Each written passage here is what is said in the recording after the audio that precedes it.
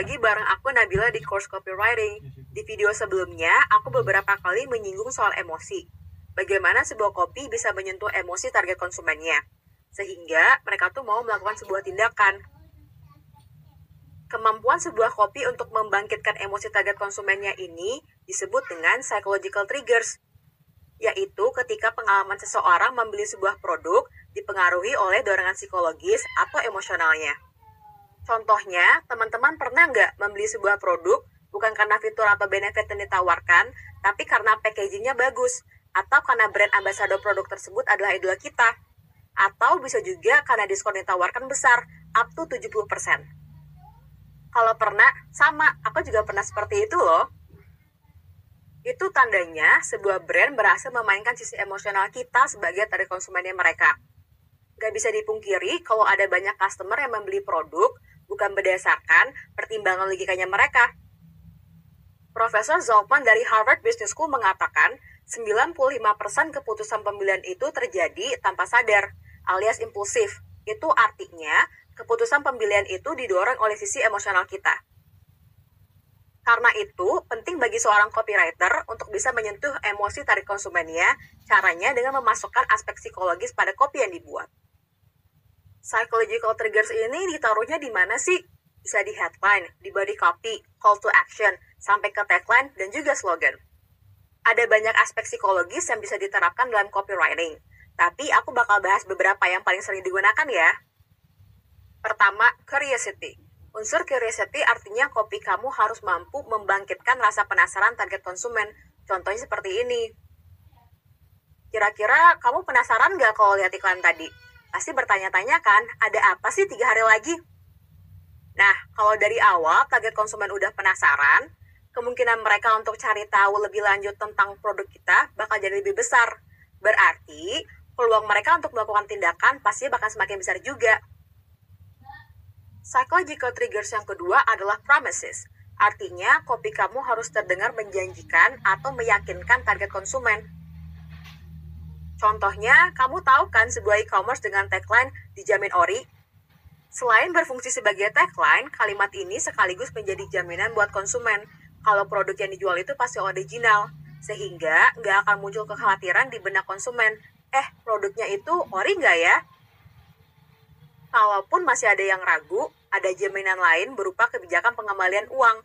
Jika barang yang diterima tidak original, itu juga salah satu bentuk psychological triggers yang bisa meyakinkan target konsumen untuk membeli produk yang kamu jual. Ketiga, social proof. Social proof atau bukti sosial bisa meningkatkan rasa percaya target konsumen kepada brand atau produk yang lagi dipasarkan. Berikan bukti atau testimoni kalau produk atau brand yang kamu iklankan ini sudah banyak digunakan oleh orang-orang.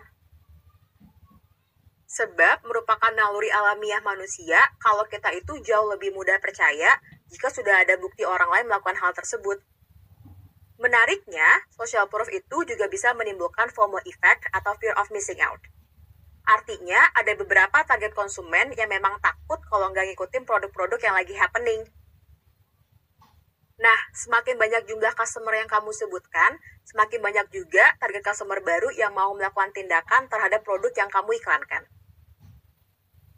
Contoh penerapannya bisa seperti ini nih. Copy ini menjelaskan kalau lebih dari 15 juta murid sudah terbantu dengan adanya aplikasi Ruang Guru. Terus, kamu juga bisa kasih tambahan review dari pengguna juga loh, yang bilang kalau video pembelajarannya sangat menarik dan mudah diingat, sehingga dia bisa masuk ke PTN favoritnya dia. Jadi, social proof-nya semakin kuat kan? Lanjut yang keempat adalah halo effect. Halo effect sebenarnya mirip dengan social proof. Hanya saja, halo effect menekankan pada positive experience atau pengalaman positif customer terhadap sebuah brand. Yang ternyata bisa berpengaruh juga loh pada produk lainnya dalam brand tersebut. Contoh yang paling populer adalah iPod dan iTunes. Di tahun 2005, penjualan iPod mencapai 42 juta US dollar. Orang-orang langsung tergila-gila dengan Apple, hanya karena iPod-nya yang mencuri perhatian. Jadi, halo effect tadi membuat peningkatan sales Apple. Tidak hanya datang dari iPod aja sih, tapi juga dari produk-produk lain seperti Mac dan iTunes. Halo effect juga bisa dilakukan melalui endorsement atau menggait influencer dan brand ambassador. Contohnya seperti campaign beberapa e-commerce yang menggandeng idol group dari Korea Selatan seperti Blackpink dan BTS sebagai brand ambassadornya mereka. Citra positif yang dimiliki selebriti atau influencer tersebut pastinya akan menarik fans-fans mereka untuk ikut menggunakan produk tersebut. Buktinya, waktu e-commerce tersebut mengumumkan BTS sebagai brand ambassadornya mereka, para fans BTS yang disebut dengan ARMY langsung heboh tuh di Twitter dan bilang kalau mereka bakal langsung ngedownload aplikasi e-commerce tersebut demi BTS. Besar banget ya impact-nya. Lanjut ke psychological triggers yang kelima, yaitu mirror neurons. Pernah nggak sih kamu lihat orang nguap, terus jadi ikutan nguap juga? Nah, hal itu timbul karena otak manusia itu memiliki mirror neurons, atau saraf cermin yang membuat kita mencerminkan apa yang dilakukan oleh orang lain. Maksud mencerminkan di sini tuh bukan hanya menirukan ya, tapi juga bisa berempati atau merasakan suatu sikap maupun emosi milik orang lain, seolah-olah kita benar-benar melakukan hal tersebut. Dalam dunia copywriting, mirror neurons bisa digunakan dengan menulis cerita berdasarkan pain points atau keresahan target konsumen. Bisa juga tentang interest mereka, dan yang paling menarik adalah dengan menulis sesuatu yang terkait dengan memori dalam diri mereka sendiri. Uniknya, mirror neurons biasanya diaplikasikan secara implisit pada copy. Tidak menyebut secara gamblang produk yang akan diiklankan. Contohnya seperti iklan-iklan produk dari Thailand. Teman-teman pasti udah tahu kan kalau iklan Thailand itu terkenal dengan ceritanya yang bagus-bagus. Bahkan kebanyakan iklan itu sedih-sedih. Contohnya ada sebuah iklan perusahaan asuransi Thailand yang berjudul Unsung Hero. Ceritanya ada seorang pria yang setiap hari melakukan beberapa kebaikan yang sama. Mulai dari memindahkan pot ke bawah pipa air agar tidak ada orang tersiram seperti dirinya, membantu ibu pedagang menaikkan gerobaknya ke trotoar, memberi potongan ayam ke anjing, memberi sedekah ke ibu dan anaknya yang lagi mengemis, sampai rutin memberi pisang ke tetangganya yang lansia. Setiap hari dia melakukan itu, sampai ada orang-orang berpikir, ngapain sih dia kayak gitu? Emang ada untungnya ya dia begitu? Sampai suatu hari dia mencari si anak pengemis, tapi kok nggak ada ya? Ternyata si anak pengemis ini datang menggunakan seragam sekolah, dan di part tersebut tertulis, what he does receives are emotion, receive what money can buy. Waktu menonton itu, aku langsung ikut ngerasa tersentuh loh. Ada rasa haru, ada juga bahagia, karena melihat emosi kebahagiaan orang-orang yang dibantu oleh laki-laki tersebut. Nah, itu merupakan contoh dari penerapan mirror neurons, bagaimana iklan tersebut bisa mempengaruhi emosi penontonnya, entah itu ikutan sedih atau bahagia. Dan kalau diperhatikan, iklan Thailand itu kebanyakan gak nyambung dengan brand atau produk yang lagi dipasarkan. Kayak contoh tadi, ternyata adalah iklan produk asuransi. Malah, di bagian endingnya, iklan ini tuh memberikan pertanyaan ke para penontonnya. Kalau di hidupmu, apa yang paling kamu inginkan? Pertanyaan yang pasti akan mengena dan berbekas di benak penontonnya, dan pasti efektif melibatkan emosi. Keenam adalah reciprocity atau timbal balik.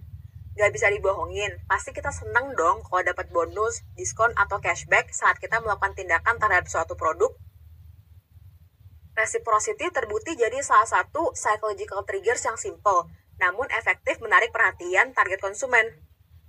Karena konsumen tuh cenderung tertarik untuk melakukan sebuah tindakan kalau ada benefit yang lebih atau apa yang bisa mereka dapatkan. Contoh pengaplikasian reciprocity dalam copy misalnya seperti gini nih.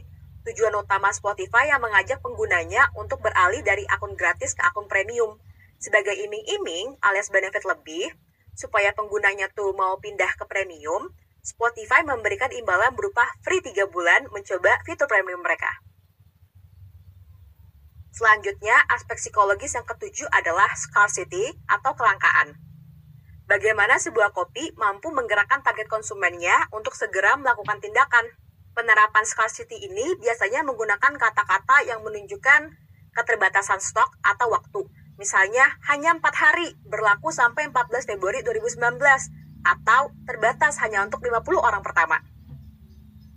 Selain psychological triggers yang udah disebutkan tadi, ada satu lagi nih, cara baru untuk menggait emosi target konsumen dengan menggunakan emoji. Teman-teman pasti sudah akrab kan dengan emoji? Biasanya kita menggunakan chat atau saat menggunakan media sosial. Kalau di dunia copywriting, emoji ini biasa digunakan pada email marketing dan push notification.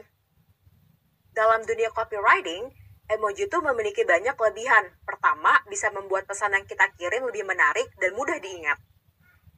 Otak manusia itu lebih cepat mencerna pesan yang pakai emoji loh dibandingin yang full text. Bahkan, otak kita menangkap emoji sebagai sebuah informasi nonverbal yang memudahkan tersentuhnya sisi emosional dari dalam diri. Kedua, emoji juga membantu membangun persona brand atau bisnis kamu. Jadi bisa lebih friendly, serta bisa meningkatkan keakraban antara brand dengan customer-nya.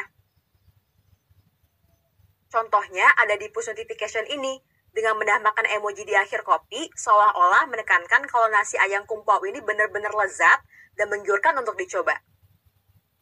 Nah, itu tadi pembahasan kita soal psychological triggers dalam dunia copywriting. Jangan lupa diaplikasikan dalam copy yang kamu mau buat ya. Setelah ini, aku bakal membahas skill apa aja yang harus dimiliki seorang copywriter. Dimulai dari basic writing skills, kira-kira kemampuan menulis seperti apa sih yang harus dimiliki seorang copywriter? Temukan jawabannya di video selanjutnya ya.